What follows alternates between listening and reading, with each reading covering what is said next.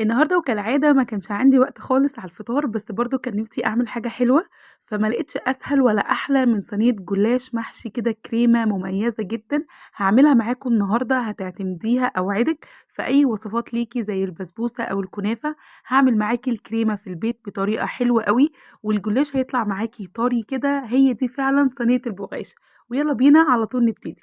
أول حاجة خالص هاعمل معاكِ الكريمة، كوبايتين من اللبن وهاحط عليهم معلقتين كبار من النشا، وكمان هاحط عليهم معلقتين كبار من الكريم شانتيه، دي اختياري، لو ما فيش ممكن تحطي معلقة كريم كراميل أو ممكن ما تحطيش خالص، وبعدين هاحط معلقتين كبار من السكر، وقلبي بقى كل المكونات دي على البارد قبل ما ترفعيه على النار، نقطة مهمة جدًا عشان ما يعملش معاكِ أي تكتلات خالص، بجد الكريمة دي أنتِ هتعتمديها عندِك وهتدعي لي لمّا تدوقي طعمها. حلوة جدًا.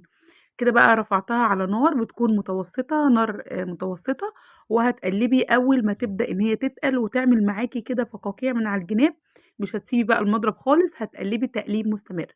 أنا مي شاهين ودي قناتي على اليوتيوب، لو لسه أول مرّة تشوفيني يا ريت بقى سبسكرايب للقناة ولايك للفيديو. أنا هنا بعد ما خلاص جمدت كده وبقت خلاص كريمية، حُطّي بقى مكعب من الزبدة زي معلقة كبيرة، دي هتفرق جدًا، جدًا، جدًا في طعم الكريمة بتاعتِك.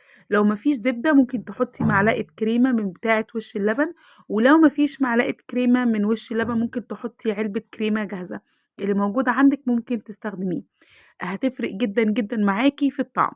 وبعدين طبعًا هاحطها كده في بولة نضيفة، وبعدين هاجيب بقى الهاند بلندر أو ممكن كمان تستخدمي الخلاط وتضربيها كويس جدًا، جدًا. الحركة دي هتخلّي معاكِ الكريمة كده كإنِّك بجد كإنها جاهزة، هتدّيها كده texture حلو أوي مميز جدًا، وهتقلبها بقى من إن هي تكون مهلبية عادية، لإن هي تكون كريمة.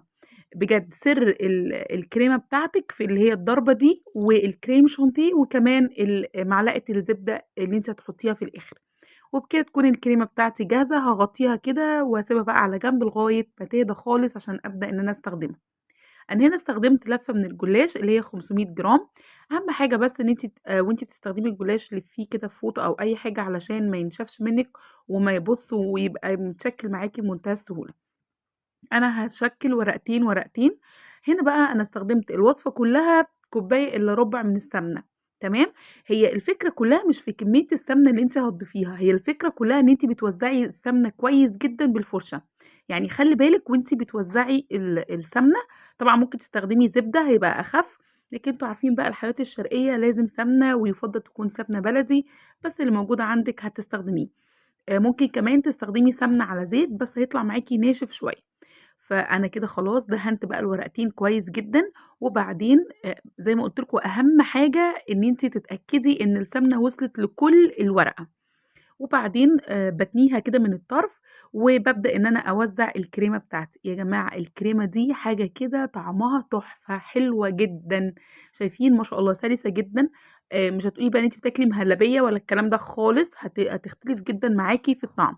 هتوزّعيها كده بمعلقة، وممكن كمان على فكرة تستخدمي كيس الحلواني لو موجود، تحطّي فيه الكريمة وتبدئي إن أنتِ تحطّي فيه على طرف الجلاش كده، وابدئي بقى إن أنتِ لفّي، لفّي، لفّي، لفّي كده، بس اتأكدي وأنتِ بتلفّي إن أنتِ بتتّكي كويس بصباعِك علشان ما تسيبش منِّك وتتقفل كويس جدًا.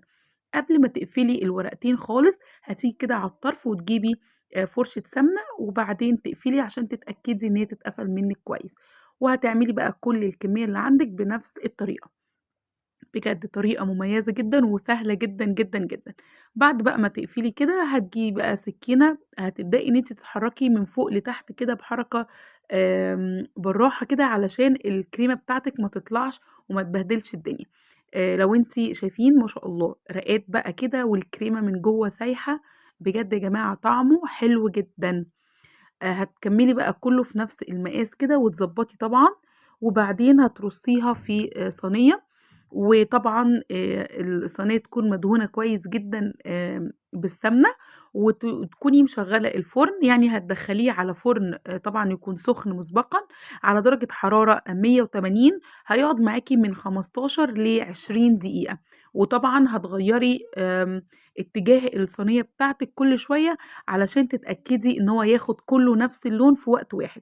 لو شغّلتِ الفرن على 180 درجة ويكون أصلًا الفرن سُخن، هتطلع كلّها نفس اللون، الصينية كلّها تدّيكِ نفس اللون، ومش هتحتاجي إن أنتِ تشغّلي الشواية. بس لو حسيتِ إن هو لأ، عايز كمان لون من فوق، ممكن بمنتهى السهولة تشغّلي الشواية لمدة دقيقة بس أو دقيقتين، وهيتحمّر معاكِ وهيدّيكِ اللون التحفة بتاعه. شايفين؟ جماعة، موضوع دهن الزبدة أو السمنة، المادة الدهنية عمومًا، مهم جدًا بين الورقات، لإن هو ده اللي هيخلّي الجلاش بتاعِك كلّه واخد نفس السِوَى، مش مثلًا مش أبيض ونَيّ من جوّه، لأ، هتلاحظي إن هو واخد نفس السِوَى. كده أنا خلّصت الكمية كلّها. وهابدأ بقى إن أنا أدهنه دهنة كويس جدًا بالسمنة كده من على الوش، وزي ما قُلت لِك هيدخل طبعًا الفرن يكون سُخن وعلى درجة حرارة 180 لمدة 20 دقيقة أو 15 دقيقة. هتفضلي بقى إن أنتِ تقلّبي الصينية بتاعتِك يمين وشمال لغاية ما ياخد اللون المضبوط. دلوقتي بقى هاحضّر معاكِ الشربات. شربات الجلاش بيكون إلى حدٍ ما متوسط، مش تقيل أوي، وفي نفس الوقت لو أنتِ عايزة الجلاش بتاعِك يعني طري بتستخدميه وهو دافي. أنا هنا استخدمت كوباية من السكر، وعليهم كوباية ونُص من المَيّة، وعليهم معلقة كبيرة من عسل الجلوكوز، وبعدين عصرة ليمونة. عسل الجلوكوز مهم أوي يا جماعة علشان يمنع التسكر بتاعه وما يخرّصش منِّك بعد ما تستخدميه، وكمان بيضبط جدًا الطعم. يا سيدي يا عيني، شايفين الصينية يا جماعة بتتكلم لوحدها، بجد صينية رهيبة يعني تتاكل أكل. الكريمة بقى طلعت كده من الجوانب حاجة بسيطة، يا سلام بقى ورشة بقى ال العسل كده بعد ما خلص الشربات، يا جماعة حاجة تانية خالص، حلو جدًا. أنا زي ما قُلت لكم أنا باحبها تكون طرية، فبتكون الصينية سخنة جدًا وبارُش عليها الشربات بيكون دافي.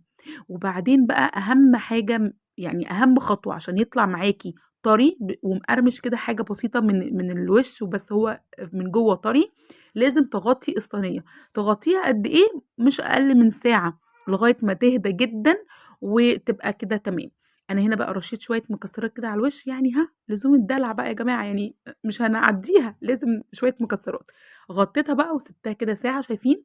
اتشرب كل الشربات، كل الكمية، وبجد طعمه رهيب، حلو جدًا، حاجة كده تتاكل. أنا ما شاء الله، الله أكبر، الصينية دي يا جماعة ما قعدتش ربع ساعة، بجد حرفيًا بقوا رايحين جايين عليها، ما قعدتش ربع ساعة. شايفين؟ صُبع الجلاش كده بيقول لِك كُليني، يعني حاجة كده ما شاء الله تحفة، جميل جمال. جرّبوه وقولوا لي إيه رأيكم في الcomment، وإن شاء الله استنوني فيديوهات جاية كتير. أنا مي شاهين واشوفكم على خير. ما تنسوش الshare والlike وsubscribe للقناة، واشوفكم على خير.